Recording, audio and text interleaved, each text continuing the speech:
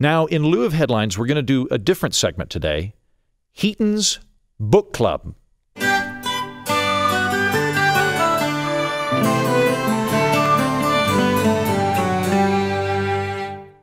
Today's book is Moby Dick, as written by Bernie Sanders. Called me Ishmael. Some years ago, never mind how long precisely, having little or no money in my purse because of the stagnant middle class being devoured alive by evil plutocrats like Bill Gates and the Koch brothers, both of them, I thought I would sail about a little and see the watery pot of the world. In my travels, which I did in a single crumpled suit, I encountered Captain Ahab, a man determined to harpoon Moby Dick, the white whale. Whales are the top 1% of the top 1% of the ocean. There is absolutely no good reason for tuna to be smaller than whales. When you look at charts of tuna and charts of whales, and also charts of squirrels over the last 40 years, whales are getting bigger and tuna are staying the same or shrinking. In Denmark, tuna gets as big as a Ford Contour, and whales in Denmark are only slightly larger than respectably sized special needs bus. Ahab looked out across the briny sea, which is the boneyard and watery charnel house of so many New England whalers. Look ye, do you see the Spanish ounce of gold, he said, holding up a broad, bright coin to the sun.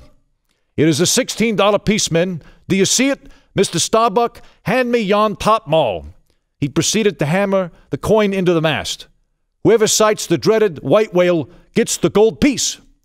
A $16 piece of Spanish gold was an insult to every working man on the ship. How much is Ahab making? Probably 100 times as much as my friend Queequeg. I've got a lot of friends like Queequeg. A lot of friends like Queequeg. And the reason is whales.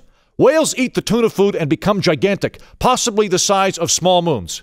And that is why I told Captain Ahab, if you elect me ship captain, I will impose a 50% blubber tax on the biggest fish monsters. Also, I will replace the parrots that those pirate guys wear on their shoulders with toucans. Quite frankly, parrots have been through enough, and toucans have had it too easy. I'm sorry, that's just my opinion. Later, Ahab lowered into the inky black waters on a perilous rowboat armed with a harpoon. A lot of people give me, Ishmael, crap on being soft on harpoon control and being too cozy with harpoon rights. All I can say is that in Vermont, people love harpoons, and they use their harpoons responsibly, and so I have no further thoughts on harpoon control. To me, a much more pressing issue is that to go to whaling school, most Americans need to take out an extravagant loan, and that loan has a higher interest rate than a car, which is a sham. Free whaling school should be paid for by the federal government through estate taxes on rich dead people. And if that's not enough money, we can just print more money. We can do that. Ahab threw his harpoon straight and true, and it struck Moby Dick right in the back of his big fleshy head.